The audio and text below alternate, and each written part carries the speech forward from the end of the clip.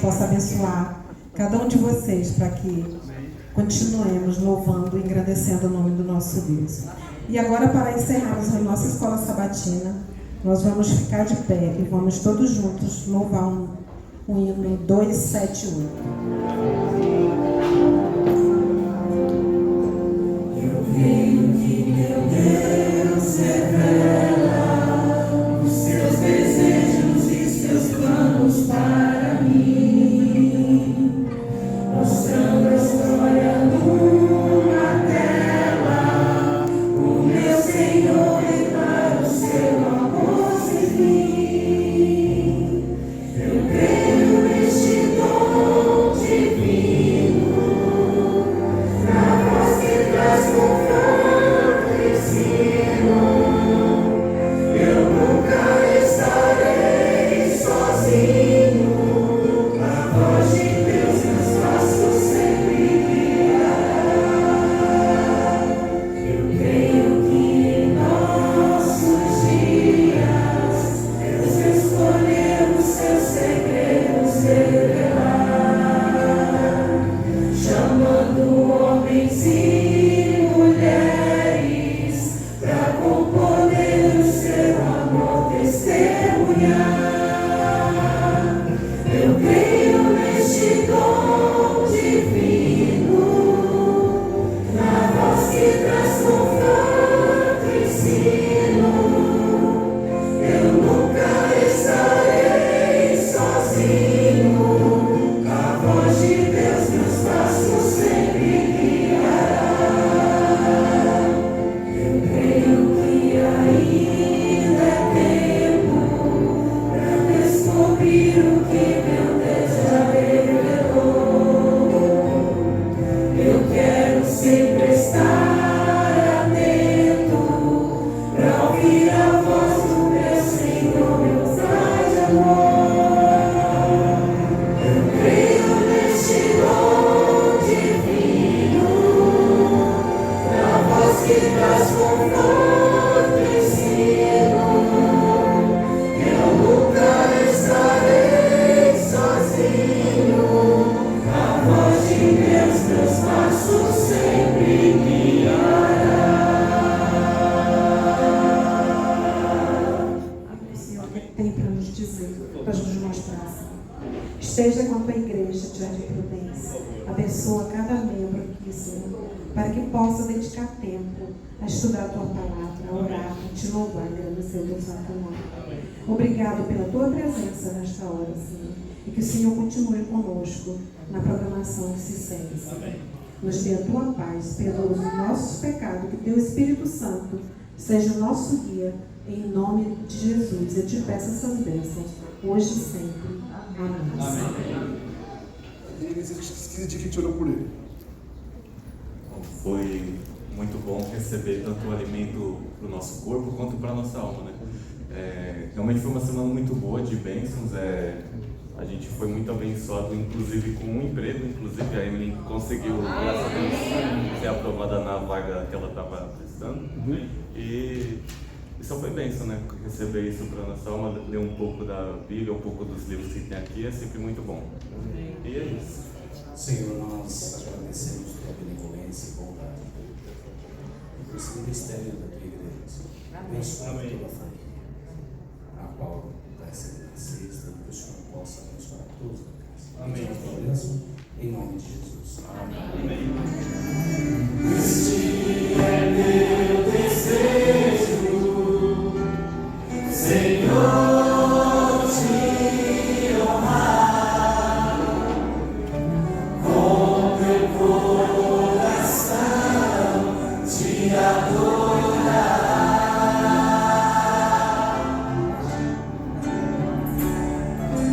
Tudo que há em mim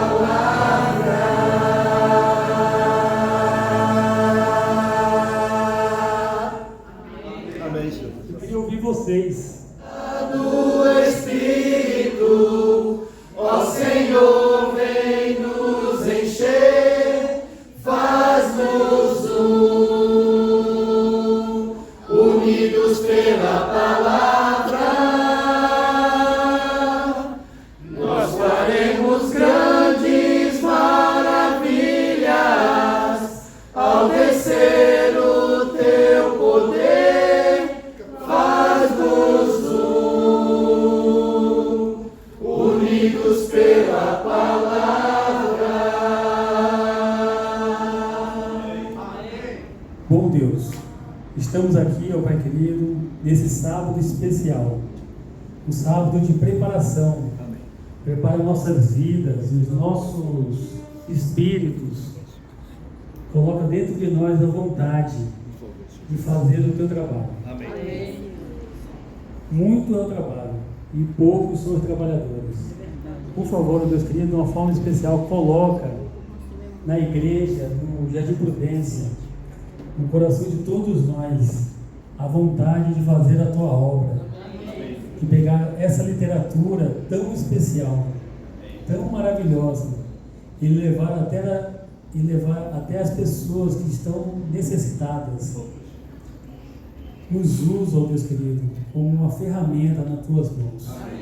Sozinhos aqui nessa terra nós não somos nada, mas contigo, ó Deus, nós somos mais do que vencedores. Que esse sábado que vem, dia 12, seja realmente um impacto de esperança, tanto nas pessoas lá de fora, como na vida de todos nós. Tudo isso, ó Pai querido, é o que nós te pedimos, agradecidos, em nome do Senhor Jesus. Amém. Amém. Quantas vezes quiseste então mudar teu pensar, teu modo de agir,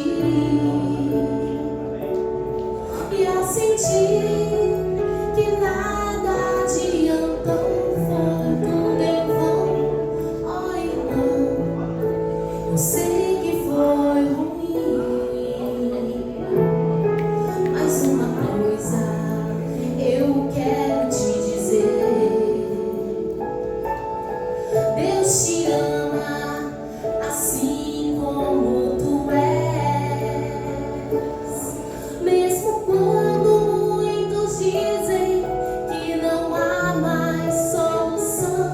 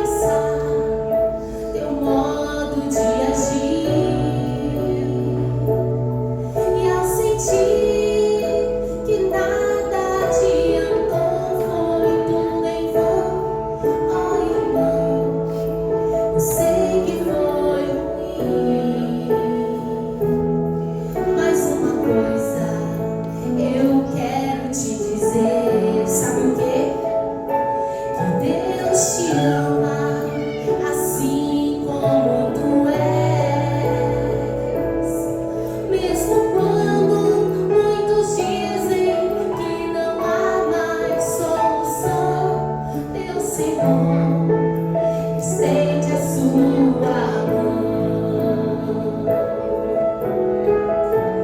Uma vez, outra vez, vai em frente, tente um pouco mais. Quem sabe hoje aqui angústias vão ter fim e gozarás perfeita paz. Uma vez, outra vez, vai em frente, tente um pouco mais. Quem sabe hoje aqui angústias vão ter fim e gozarás perfeita paz. Dar salvação para ela. Deus abençoe muito a sua vida. Nossa, que mensagem bonita, né? Foi ao alcance dos nossos corações. Obrigado mais uma vez a Paulinha. Neste momento eu queria chamar o Pedro. Nosso. Queria dizer que eu sou um grande admirador do trabalho que você faz no Birajara. Seu irmão também, o Paulo, faz um trabalho incrível lá com os desbravadores. E que Deus, nesse momento, possa te usar. Tá? Feliz sábado, igreja. Feliz sábado. Como já foi apresentado aqui, me chamo Pedro, venho lá do Birajara. Trago um abraço para os irmãos da igreja também. Fico muito feliz de estar aqui com vocês mais uma vez. Estive aqui ano passado, a convite do irmão Arnaldo. Hoje volto aqui a convite do Humberto, mais uma vez para partilharmos a palavra de Deus. Como já foi apresentado também, sou filho do irmão Manuel. Estou aqui com vocês. Bonito igual o pai, hein? Provérbios 31:10, queridos, faz uma pergunta, né? Mulher virtuosa, quem a achará? Eu não sei vocês, irmãos que são casados, se vocês acharam, mas eu achei. Thalia, minha esposa Thalita, me acompanha também. Amém. Ela veio comigo, ela sempre vai. Às vezes, quando eu vou pregar, ela também vai cantar, não é o caso hoje, mas sempre vou pregar, não, eu vou com você, eu quero ir com você. Esse sermão aqui, ela já ouviu acho que umas 3 ou 4 vezes. Eu falei, amor, você quer ir comigo sábado? Ela falou, você vai ouvir aquele sermão de novo. Eu falei, não tem problema, eu ouço ele. É sobre isso. Queridos, eu sei que eu fui falado bastante aqui desse livro, mas eu queria reforçar e contar a minha experiência, tá? Eu ainda não li esse livro todo, preciso ler, até sábado tem chão ainda. Mas já li uma parte dele e, pessoal, tem dicas práticas. Um livro diferente, eu gostei muito. Por exemplo, nesse livro é ensinado como a gente fazer a limpeza do sono. Alguém já ouviu falar sobre isso? Limpeza do sono? Não sei nem o que é sono, muito mesmo. Tá vendo só? Tem gente que fala, eu não consigo dormir, eu deito, não durmo, não venho sono.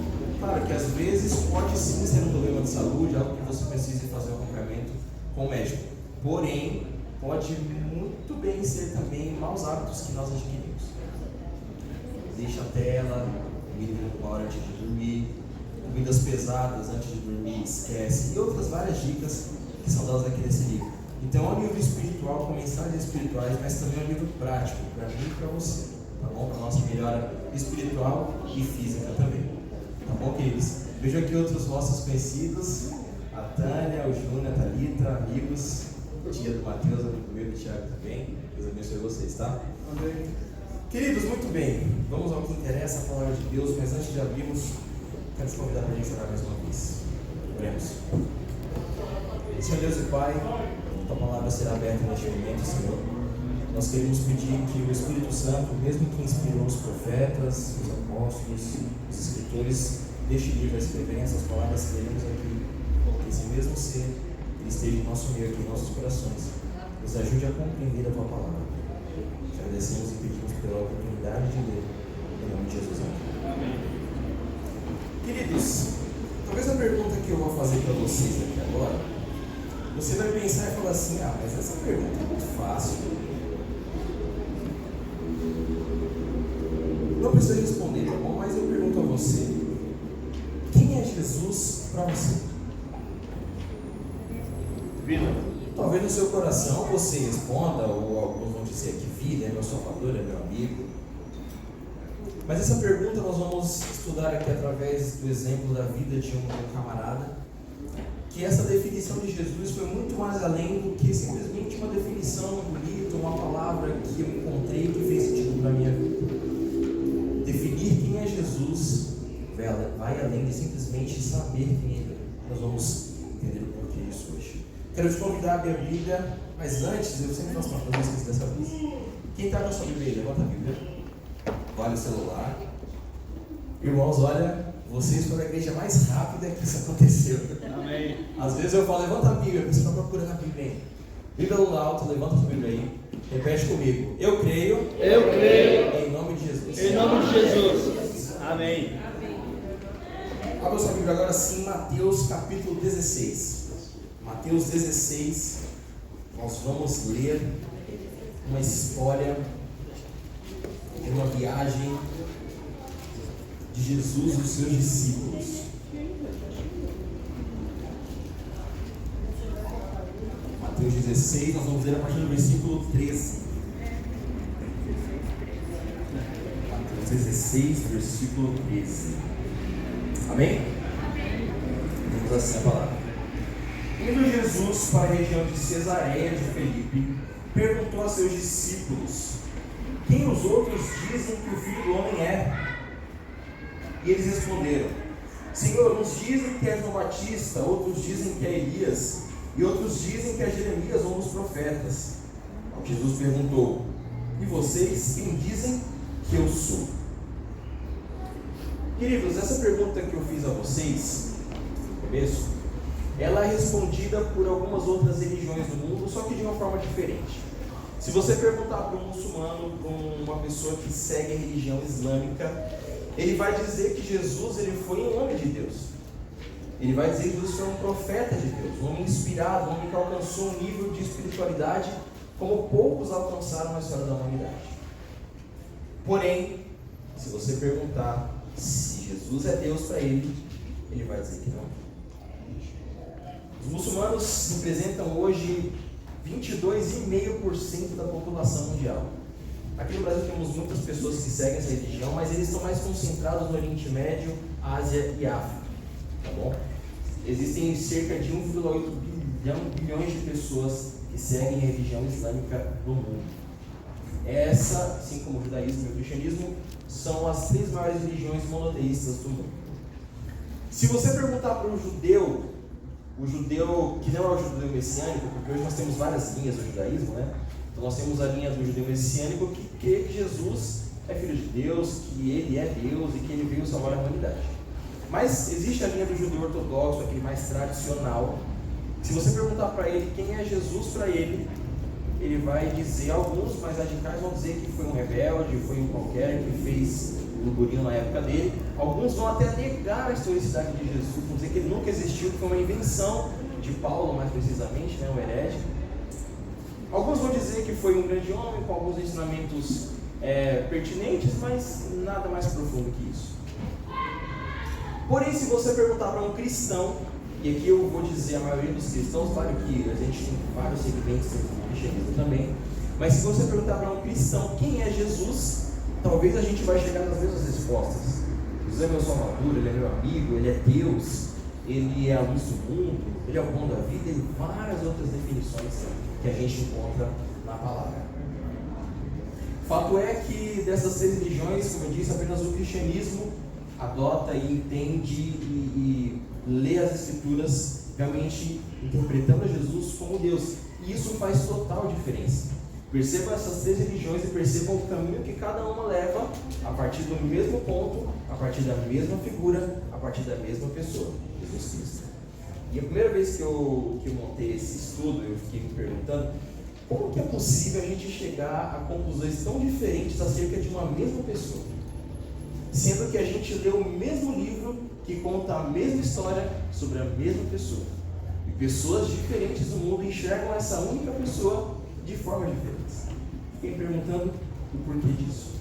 Mas o fato é que nós, cristãos, ou seja, seguidores de Cristo, entendemos que Ele é o nosso Deus. Mas para a gente poder chegar no fim desse estudo e entendendo a profundidade de quem realmente é Jesus, a gente talvez precise voltar um pouquinho e entendendo a palavra quem foi Jesus, primeiramente. E eu listei aqui algumas características de Jesus. Tem uns textos também, nós não vamos ler todos para a gente não tomar muito nosso tempo. Mas, por exemplo, uma característica que eu gosto muito de Jesus, que ele fez, que foi, Jesus ele tinha um temperamento muito manso. Jesus era manso nas palavras. Você pode ver isso em Mateus 11, versículo 28 a 30. Quando ele recebe aquela mulher adúltera, a mulher que veio em adultério, ele recebe a mulher, ele ajoelha com a mulher, ele perdoa a mulher. Jesus tinha um jeito diferente de falar. Quando ele era interpelado pelos fariseus, pelos escribas, e fala: olha, Jesus, nesse caso da mulher, a lei de Moisés fala para apedrejar, e você, o que você fala? Jesus não respondia rispidamente, ou você que não sei o que. Jesus era manso, era calmo, tranquilo, tinha ponderação, palavras sábias. Jesus, como nós conhecemos, foi filho de Maria e José. Jesus foi primo de João Batista. Não sei quantos sabem, mas a gente, lá na igreja, eu sou professor de Cavalita dos adolescentes, e na lição do último trimestre, contamos um pouco sobre a história de Jesus. E contou-se também sobre a história de João Batista, um pedaço. João Batista e Jesus eram primos. Eu não lembrava disso, queridas. Não ia lembrar semana passada, trimestre passado. Até o batismo de Jesus, João e Jesus nunca tinham se encontrado, nunca tinham se visto. Eles sabiam do outro, mas nunca tinham se visto. Jesus, por profissão, juntamente com seu pai José, foi carpinteiro. Jesus foi um grande pregador. A Bíblia registra cerca de 35 milagres. Jesus foi um bom amigo. Nós vemos na história de Lázaro.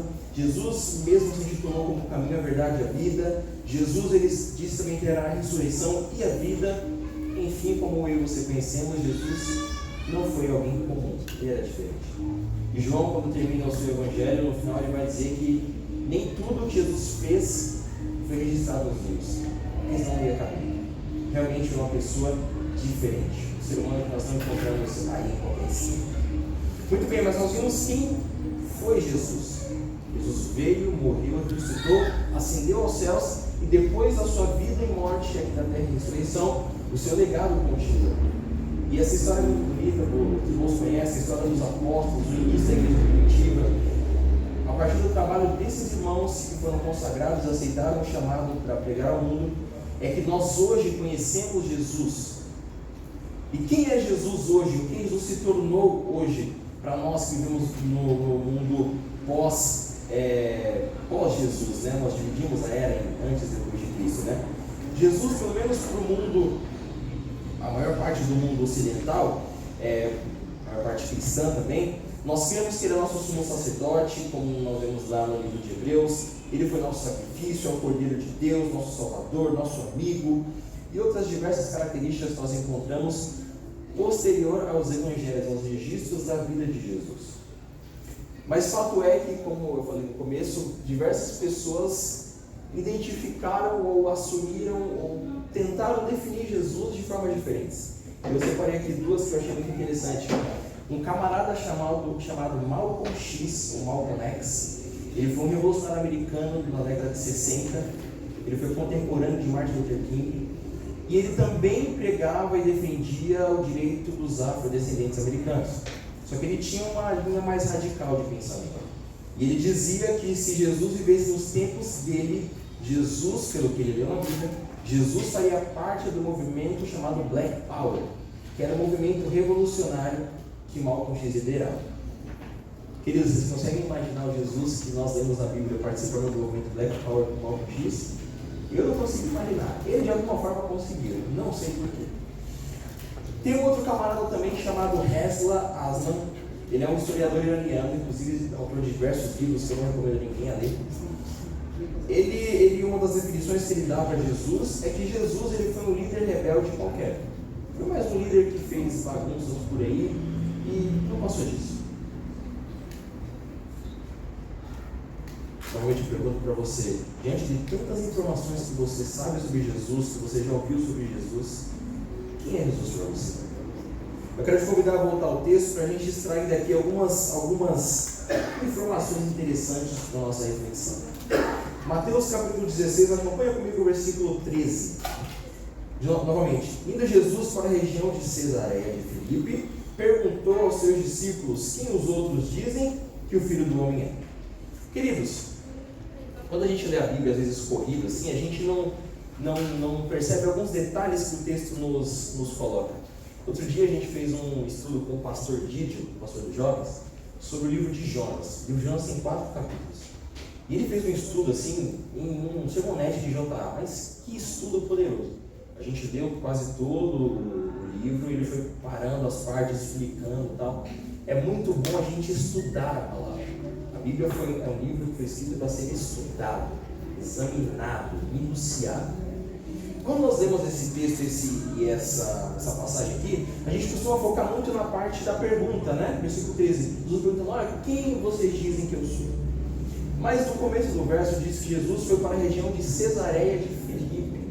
E aqui é um ponto interessante. Na época de Jesus existiam 2 cidades chamadas Cesareias, ou cidades dedicadas a César, imperador, né?